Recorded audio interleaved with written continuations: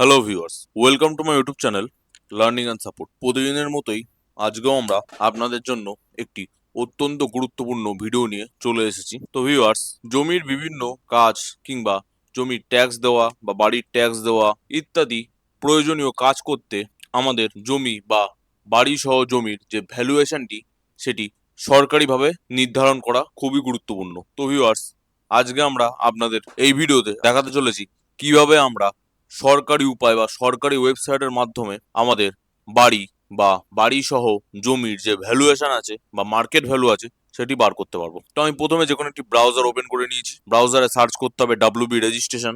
Search করার পর প্রথমে যে লিঙ্কটি চলে আসবে সেই লিঙ্কে আমরা ক্লিক করে দেবো। লিঙ্কে ক্লিক করার পর আপনাদের সামনে এরকম একটি ইন্টারফেস চলে আসবে। এখানে 4টি অপশন আছে। অন্যান্য অপশনগুলি নিয়ে আমরা পরে অন্য কোনো ভিডিওতে আপনাদের সাথে আলোচনা করব। তো আজকের এই ভিডিওতে আমরা দেখাতে চলেছি যে ক্যালকুলেশন অ্যাসিস্ট্যান্টের ভেতরে কি কি অপশন আছে এবং সেগুলিকে কিভাবে আপনারা ব্যবহার করতে পারবেন। তো ক্লিক করার পর এখানে আপনি 4টি অপশন দেখতে পাবেন যে calculation of assistant of land. এইখানে যদি আপনার কোনো ফাঁকা জমি বা খালি জমি থেকে থাকে তার ভ্যালুয়েশন বার করতে পারবেন। তারপরে যেটি আছে যে calculation assistant of land with structure, অর্থাৎ আপনার যদি বাড়ি, দোকান বা অন্যান্য কোনো গোডাউন যে কোনো স্ট্রাকচার থেকে থাকে সেক্ষেত্রে এখান থেকে আপনাকে ভ্যালুয়েশন বার করতে হবে। এরপরে অপশনটিতে আছে যে ক্যালকুলেশন অ্যাসিস্ট্যান্ট অফ ফ্ল্যাট বা অ্যাপার্টমেন্ট। আপনার যদি ফ্ল্যাট বা অ্যাপার্টমেন্ট থেকে থাকে সেখানে আপনারা কিভাবে বার করবেন। এবং লাস্টে আছে যেটি স্ট্যাম্প ডিউটি এবং রেজিস্ট্রেশন। তো আমি আপনাকে প্রথম লিঙ্কটিতে ক্লিক করে দেখিয়ে দিচ্ছি যে কিভাবে ফাঁকা জমির বা যে জমিতে বাড়ি বা কোনো স্ট্রাকচার নেই সেই জমির ভ্যালুয়েশন বার করতে পারবেন। Calculation assistant of land click করার পর আপনার সামনে এরকম একটি ইন্টারফেস চলে আসবে যেখানে লেখা আছে মার্কেট ভ্যালু অফ ল্যান্ড। তো আপনারা এখান থেকে জমির মার্কেট ভ্যালু বার করবেন। কিভাবে বার করবেন চলুন দেখে নিই। প্রথমে আপনাকে আপনার ডিস্ট্রিক্ট সিলেক্ট করতে হবে।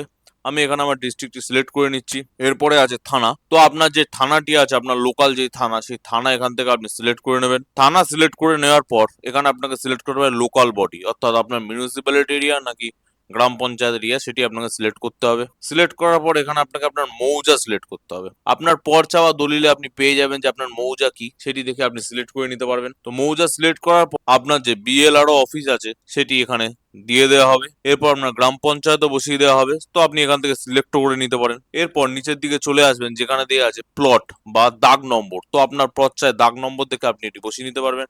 আমি একটি র্যান্ডম দাগ নম্বর এখানে বসাচ্ছি। আপনি চাইলে আপনার খতিয়ানটিও বসাতে পারেন কিংবা নাও বসাতে পারেন, কারণ খতিয়ানের ওপর আপনার জমির ভ্যালু খুব একটা ম্যাটার করে না, অবশ্যই দাগ নম্বরটি ম্যাটার করে। এরপরে হচ্ছে প্রপোজড ল্যান্ড ইউজ।